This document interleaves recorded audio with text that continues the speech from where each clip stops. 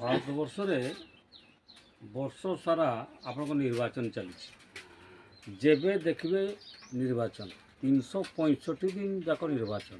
ଆଜି ଏଠି ହେଲେ କାଲି ସେଠି ହେଲେ ପରଦିନ ସେଠି, ଏମିତି ପ୍ରତ୍ୟେକ ଦିନ ଚାଲିଛି, ପ୍ରତ୍ୟେକ ମୁହୂର୍ତ୍ତରେ ଚାଲିଛି କହିଲେ ଅତ୍ୟୁକ୍ତି ହେବନି। ତେଣୁ এই যে নির্বাচন চালিছি, এই নির্বাচନରେ କେତେ ପ୍ରକାର ଖର୍ଚ୍ଚ ହେଉଛି, କେତେ ପ୍ରକାର ସମୟ ନଷ୍ଟ ହେଉଛି ଏବଂ କେତେ ନେତାମାନଙ୍କର ଭ୍ୟାଲୁଏବୁଲ୍ ଟାଇମ୍ ସେଠି ଚାଲିଯାଉଛି, ସେଟା କେହି ବିଚାର କରୁନାହାନ୍ତି। ଏବଂ ଯେଉଁ ଖର୍ଚ୍ଚ ହେଉଛି, ସମୁଦାୟ ଖର୍ଚ୍ଚ ଆମେମାନେ ଦେଉଛି, ଆମମାନଙ୍କୁ ଶକ୍ତ ମାଡ଼ ହେଉଛି, ସେଟା ମଧ୍ୟ ବିଚାର ହେଉନି।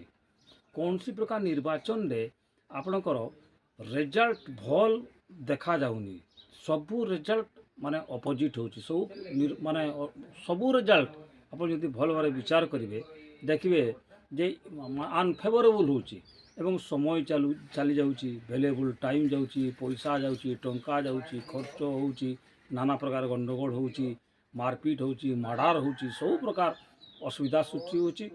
ଏବଂ ନିର୍ବାଚନ ହେଲେ ଖାଲି ସେ ଜାଗାର ଲୋକମାନଙ୍କର ପାଇଁ ସେଟା ଗୋଟେ ମାନେ ନିର୍ବାଚନ ନାହିଁ, ଭାରତବର୍ଷର ପ୍ରତ୍ୟେକ ଲୋକ ଯାଇକି ପ୍ରତ୍ୟେକ ଜାଗାରେ ନିର୍ବାଚନରେ ପହଞ୍ଚୁଛନ୍ତି। ତେଣୁ ସବୁ ପ୍ରକାର ଯଦି ବିଚାରକୁ କରାଯାଏ, ତାହେଲେ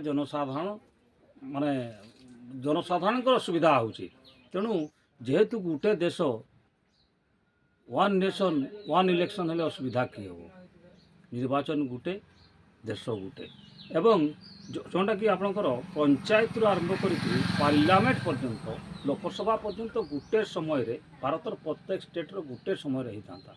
ଯାହାଫଳରେ କି ହୁଅନ୍ତା, ନିର୍ବାଚନଟା ଗୋଟେ ଟାଇମ୍ ହେଇଥାନ୍ତା, ସମୟ ଯେଉଁଟା ବହୁତ ବଡ଼ ଜିନିଷ, ଭ୍ୟାଲୁଏବୁଲ୍ ସମୟଟା ଠିକ୍ ହେଇଥାନ୍ତା।